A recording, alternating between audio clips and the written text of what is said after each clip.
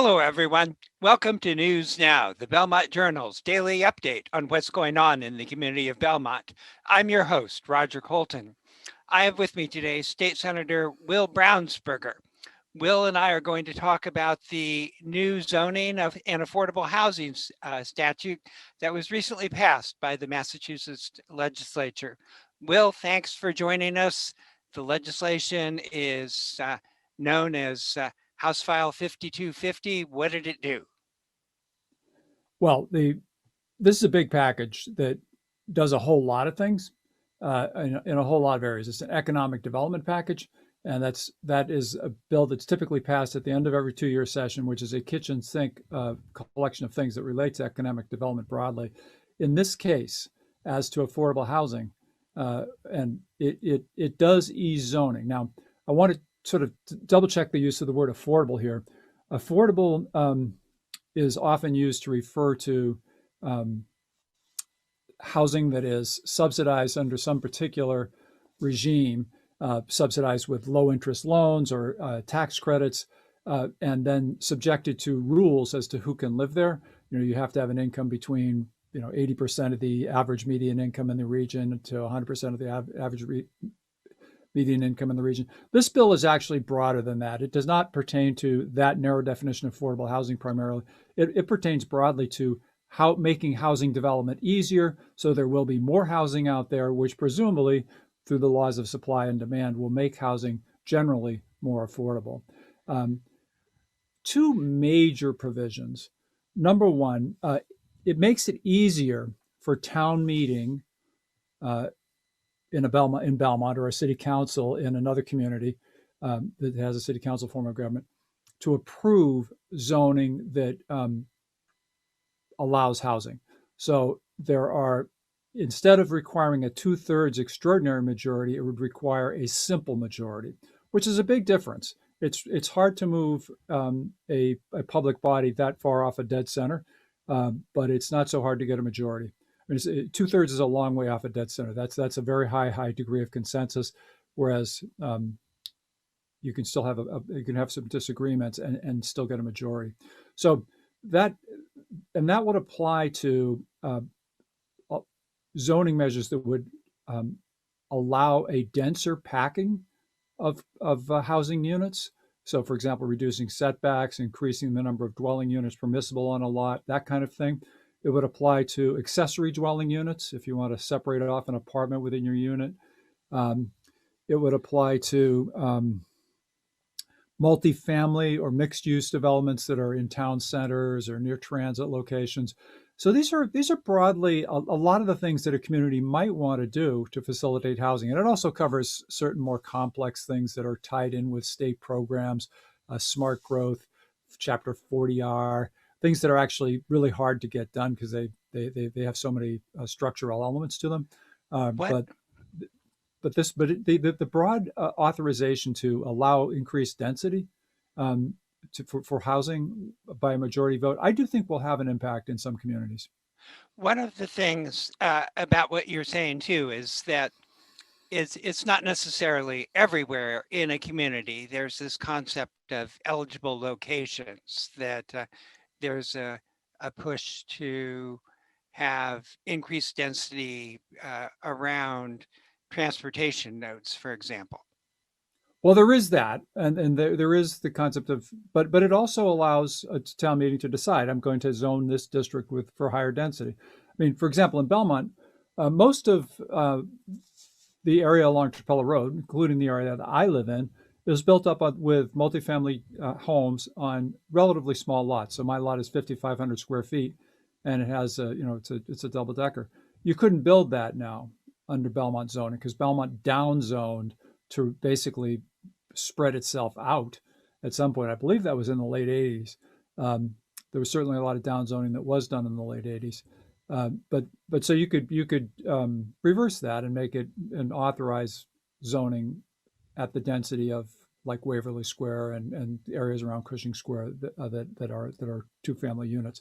So that would be something that could be done by majority vote without particular reference to transit or anything like that. But there is the transit or multifamily development concept. Then there's a completely separate idea, which is a new requirement for state grants. That's also a requirement for us, a requirement to be eligible for certain state grants. That if you're an MBTA community, you have an area that supports development at a 15 units per square acre or per acre density, and that's something that's a very that's something that requires a lot of definition. We're looking forward to the Department of Housing Community Development working to give that meaning. It may be that it depends on how that's defined, that Belmont, for example, would already be complying with that, because we do actually have quite a bit of density around uh, Waverly Square and Cushing Square. So that if we just zoned to be consistent with the density that exists there, as opposed to making all the structures non-conforming, then we might actually have accomplished that already. But the sanction for not doing that is not being eligible for the MassWorks grant and a couple other grant programs that Belmont actually hasn't participated in, much to my knowledge anyway. And Belmont is clearly covered by the provisions that apply to those communities served by the MBTA, given the bus lines and the commuter Oh rail. yeah, Belmont There's is no very question. much so. Oh no, yeah, Belmont is a core MBTA served community. The legislation also provides additional money for housing development, right? Through an increase in the low-income housing tax credit.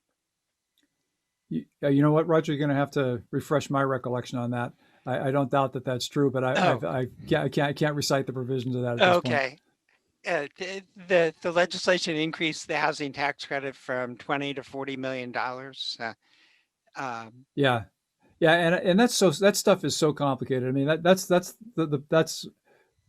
that's why there's a major industry of consultants involved in affordable housing, because there are so many tax credits and subsidy programs that sorting out all the layers of financing that you're going to put together to do an affordable housing project is a complicated thing.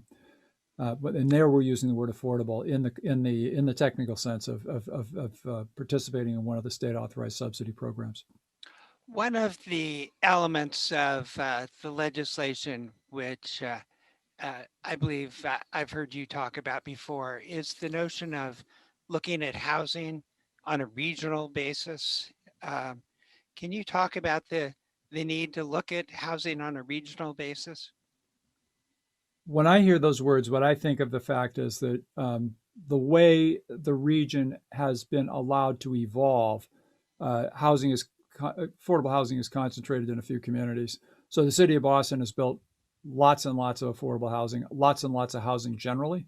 The areas that I serve in Boston, Back Bay, Fenway, well, especially Fenway and Brighton and Allston, there's just an enormous volume of housing being built, and to the point where people in the neighborhoods really are uncomfortable. I mean, large structures, multi-story structures are going up, next to relatively residential neighborhoods, and gigantic structures are going up on places like, like on Stop and Shop. You just envision like a 20-story apartment building going up on top of Star Market and Waverly Square. That's the kind of development that's happening all over the Brighton neighborhood, and so we in Belmont, because of our form of government, because it's so really close to people, the town meeting form of government has chosen not to do that, and a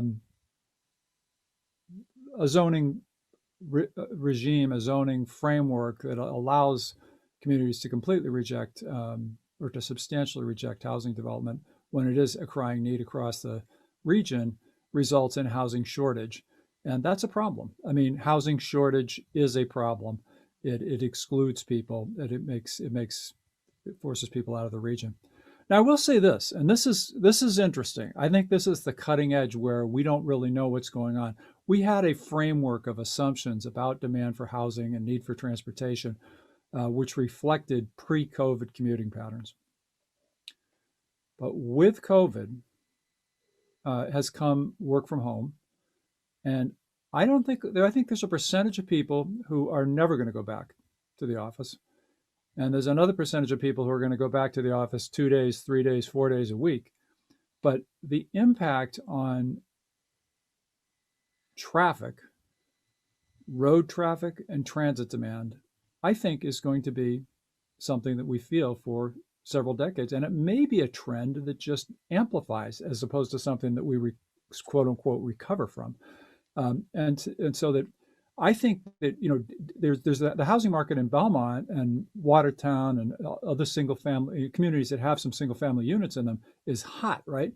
But the rental market in Boston and Somerville and Cambridge is in the tank. Landlords are giving apartments away.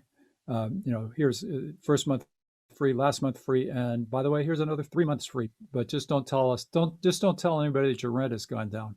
So instead of the rent is $3,000 a month, but they're only going to pay that $3,000 a month for 8 months out of the year.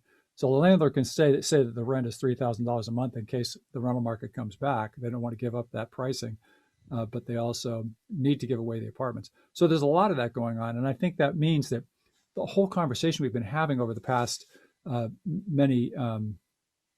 past few years about displacement and gentrification, congestion going on in Boston, I think that's going to change, and we may see a spreading out of residential patterns, which may actually turn out to be something that's good from a climate change standpoint, that people just aren't driving as much because they're able to work from home. A percentage of the people are able to work from home, a percentage of the time that's greater than in the past. So we'll see how that goes. And that may really change the conversation about the whole housing market and the whole regional housing situation. Well, given the new zoning statute that the legislature passed, that doesn't affect the 40B statute or developments that are proceeding under 40B.